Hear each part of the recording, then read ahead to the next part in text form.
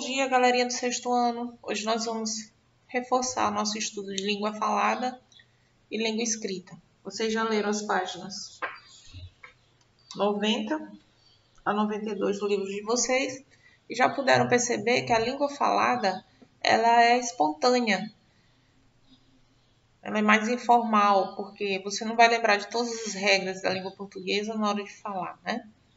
Já a língua escrita, ela é mais elaborada, ela é mais reformulada, né? Há um planejamento. Você pode ir lá reescrever, não é verdade? Com exceção ali de algumas exceções como o WhatsApp, que é um tipo de comunicação mais rápida, né? Então você não pensa muito ali na hora de escrever, às vezes, e se aproxima muito da língua falada, né? Então a língua falada ela é mais espontânea e a língua escrita ela é mais planejada. Você tem até a oportunidade de refazer, dizer, isso aqui não ficou bom, ou isso aqui está fora, né, da gramática, então vou refazer, né, ficar melhor. Essa oportunidade você não tem na hora que você está falando, né? Porque a língua falada ela é mais espontânea. E essa atividade refere-se a esse conteúdo. Nós vamos iniciar, né, a correção da atividade com uma tira. Essa tira é protagonizada pelos gatos Blue e seu irmão branco, que está aí com a coleira rosa, né? Letra A. Além das imagens da linguagem verbal, que é o que está escrito ali no balão, né? Que outro recurso de linguagem também foi usado para construir o sentido da tira? Os balões de fala e o enquadramento. Letra B. Descreva a imagem do segundo quadrinho e explique como o leitor deve entender. O segundo quadrinho está preenchido pela cor azul em vários tons, com algumas formas ovaladas mais claras, destacando-se duas dessas formas em azul mais forte, dentro das quais há outras menores. Brancas, há linhas curvas em preto. O leitor deve entender que houve um forte aumento no fluxo da água e que o gato branco levou um banho. No último quadrinho, para qual objeto a fala do gato Blue chama atenção? Para a peça usada para abrir e fechar a torneira. Essa peça aqui, né?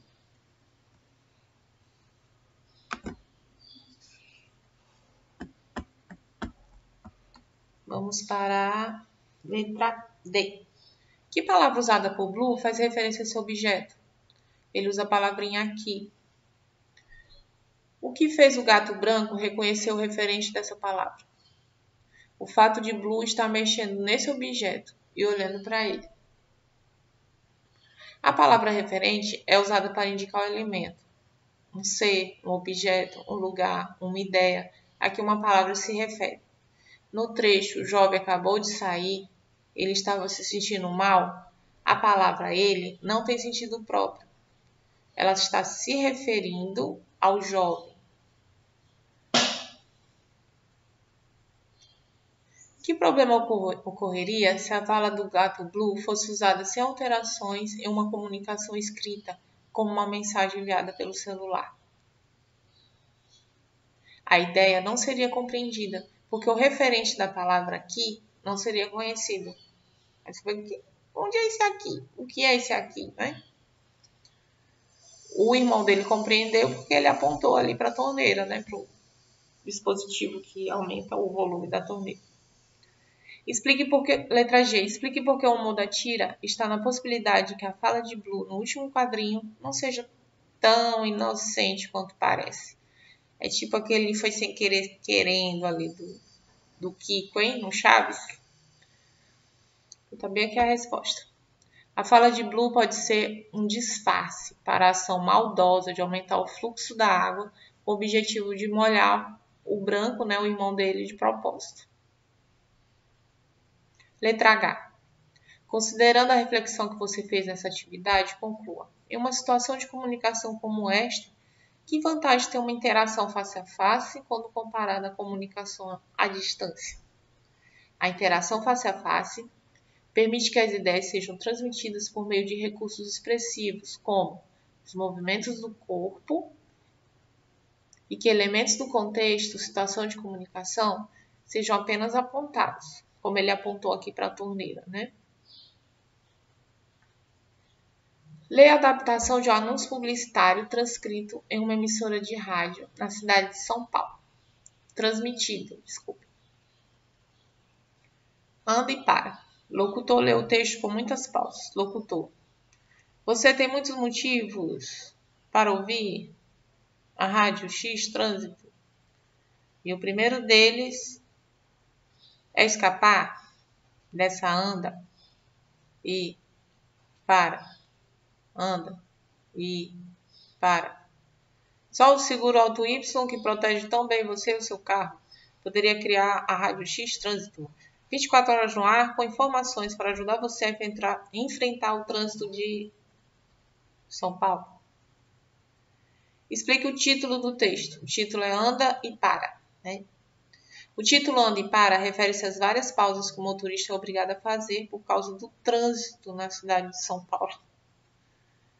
Um anúncio publicitário divulgado em uma rádio é produzido conforme o processo de escrita ou de fala. Por quê? Conforme o processo de escrita, porque é um texto com planejamento longo que será lido.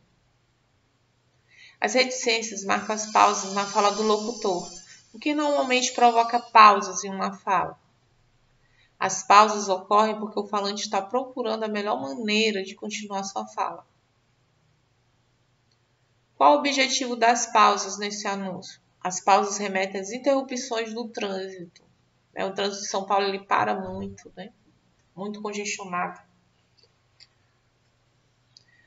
Letra E. Por qual motivo essa forma de representação da fala chama a atenção do leitor? Porque essa representação se diferencia da fala comum e se relaciona diretamente com o assunto apresentado. Desafio de escrita. Agora escreva um parágrafo de análise do anúncio, reunindo suas respostas. No início, mencione o gênero do texto em análise, seu título e seu objetivo. Inclua mais uma frase para identificar e explicar o recurso expressivo explorado na composição do anúncio. Finalize explicando por que esse recurso chama a atenção do ouvinte. Ou seja, para você reunir as informações aí das letras A, B, C, D e E, as respostas que você deu, você vai fazer isso aí na letra F, como uma síntese, né, de todas as respostas. O anúncio intitulado Anda e Para tem como objetivo divulgar uma emissora de rádio paulistana que informa o ouvinte sobre o trânsito da cidade. Em sua composição foi explorado o uso das reticências, que interrompem várias vezes a fala do locutor para simular as paradas de automóvel que circulam em São Paulo.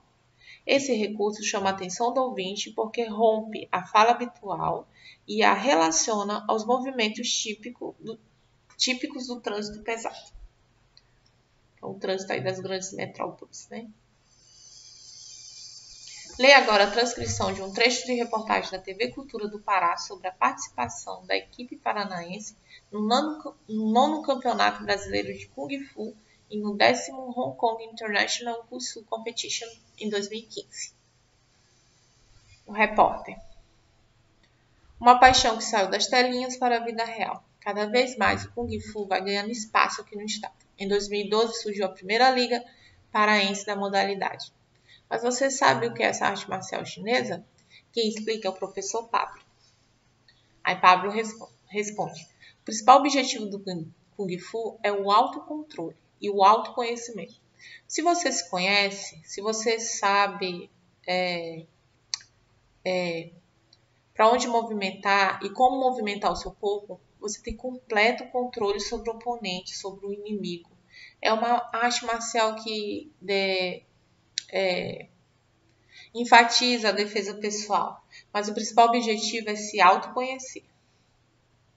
Aí o repórter afirma. Os movimentos do Kung Fu chamam a atenção, assim como a possibilidade de servir como técnica de defesa pessoal. Mas praticar essa arte marcial milenar requer muita atenção, esforço e muita dedicação. Então, o Pablo conclui. O Kung Fu está dividido em duas vertentes, né?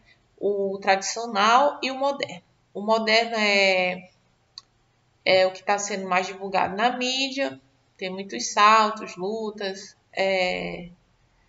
com muitas acrobacias, né? Isso chama muita atenção dos jovens, né? veem que podem executar esses movimentos mais acrobáticos e acabam vindo para a academia buscando isso. A expressão em off significa que apenas a voz do repórter está sendo ouvida enquanto são mostradas imagens em que ela não aparece. Observe a imagem a seguir. Porque o editor da reportagem teria optado por mostrar imagens como esta, e não a do repórter. Aqui a imagem do professor de Kung Fu, Pablo Silva, né, em 2015, em Belém. Porque essa imagem contribui para que o telespectador saiba como é o Kung Fu, um esporte que pode ser desconhecido por muitos.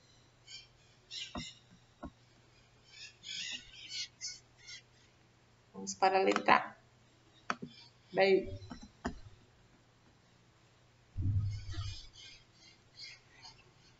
releia as duas falas do professor entrevistado na reportagem. Quais marcas de oralidade você percebeu? Cite algumas delas.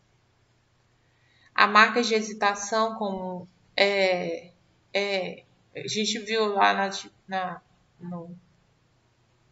na questão anterior, que essas reticências, elas marcam hesitação na fala, né? Você está buscando ali qual é a melhor palavra para você expressar aquilo que você quer falar. Além do uso do tá, né, que é muito comum na nossa fala, nós usamos tá em lugar de estar, e o né, que são marcadores de conversa.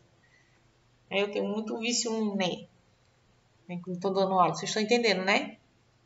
Vocês acharam isso aqui, né? Então, né é um recurso de fala muito presente na minha fala, pelo menos.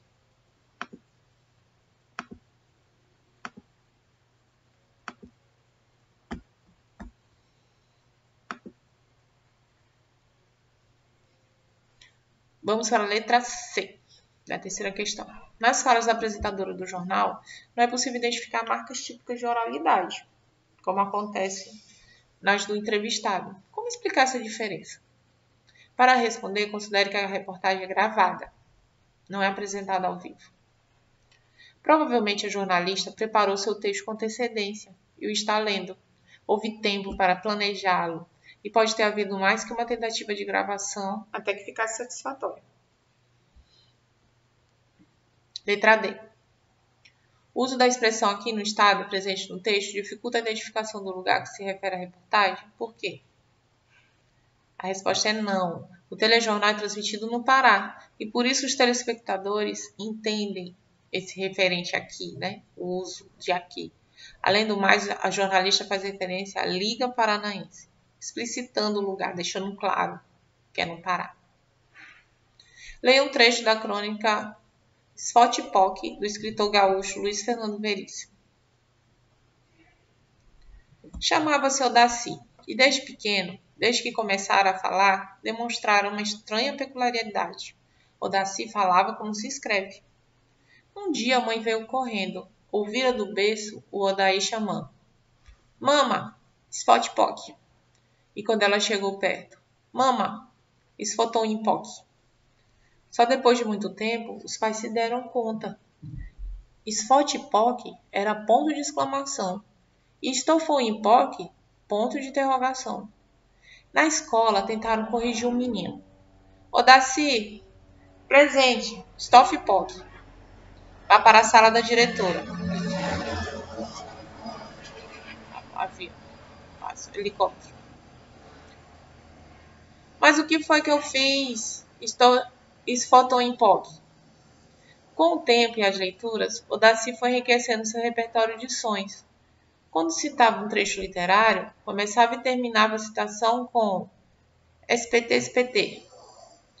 Eram as aspas. Aliás, não dizia nada antes. Prefaciar um zit. Era o travessão.